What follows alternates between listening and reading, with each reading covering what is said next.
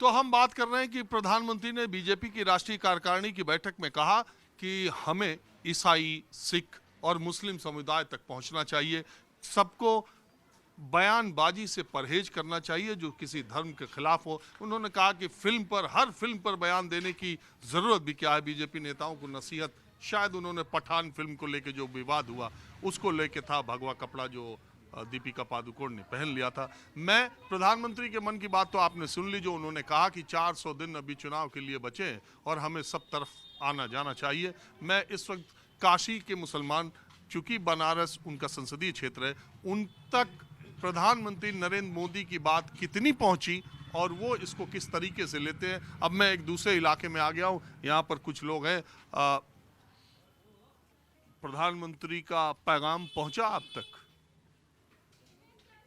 प्रधानमंत्री जी ने क्या कहा, अब लोगों का मन, हम लोगों का जो टीवी चैनल्स न्यूज़ आ रही है उस पर से हट चुका है।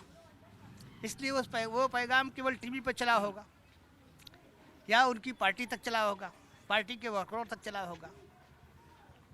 उस पैगाम का क्या महत्व रह जाता है? 2014 से पहले जितने पैगाम उन्होंने दिए, 15 लाख, रोजी रोजगार, करोड़ों का, ये सब सारे पैगाम कितना अमल हुआ, वो उनको टटोलने की ज़रूरत है कि ज़मीन पर कितना काम आया। नहीं, मुझे ऐसा लगता है कि एक बड़े तबके तक भारतीय जनता पार्टी पहुंचने में कामयाब हुई। 2 इलेक्शन लगातार 14-19 का जीत ली। अब जहां तक उनकी पहुंच नहीं है, उन जगहों तक पहुंचने की कोशिश कर रहे हैं। देखिए, एक इंपॉर्टेंट बात कही कि मुसलमानों तक आप पहुंचिए, इसकी अपेक्षा न कीजिए कि वोट बदले में मिलेगा कि नहीं, लेकिन अपनी बात उन तक पहुंचाने की कोशिश कीजिए। ये देखिए, ये भी एक शिगुफा है, पूरी तौर पर शिगुफा है।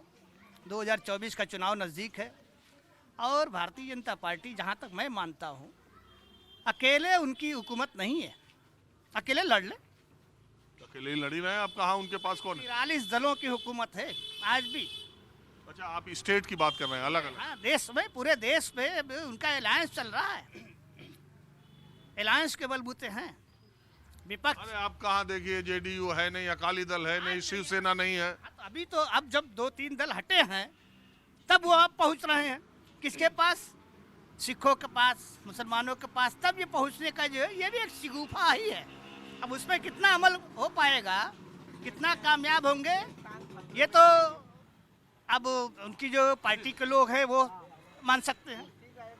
जहाँ तक लोगों का मन है, जहाँ तक हम लोग देख रहे हैं, रोजी रोजगार का सवाल है, शिक्षा दीक्षा का सवाल है, और जो विकास का सवाल है, पानी बिजली का सवाल है, इन सवालों पर वो तमाम तरीके से घिरे हुए हैं।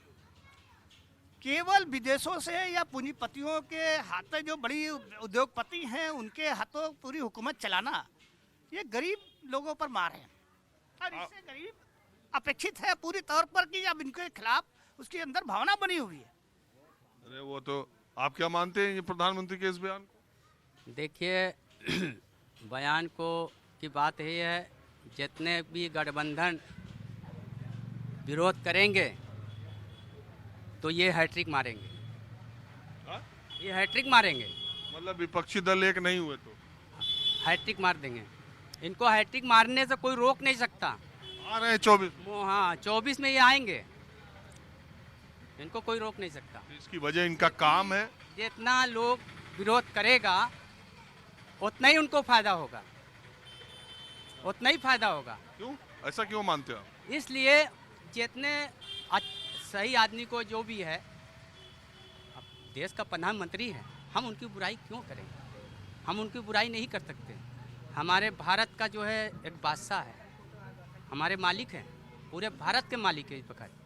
हम उनका विरोध नहीं कर सकते, लेकिन जितना अक्सरियत बनेगी विरोध की, उतना ही मजबूत होंगे वो। उनको ये हैट्रिक मारेंगे, ये 2024 में उनको कोई रोक नहीं सकता, हैट्रिक करेंगे। और आप क्या मानते हो? हम क्या माने सर, हम तो अभी रोजगार है, बेरोजगार टहल रहे, हमको रोजगार चाहिए। लोगों को रोजगार मिले तब लोग समझे कि किसको वोट दिया जाए।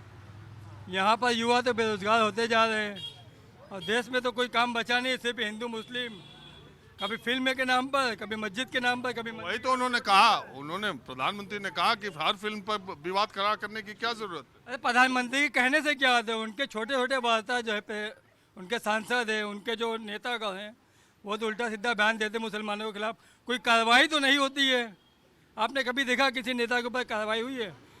छोटा मोटा कोई होता है तो उसके ऊपर हो जाती है। हम इसके बारे में क्या कह सकते हैं? देश की स्थिति तो खराब हो चुकी है इलेक्शन से, कोरोना से। और आप बताएं।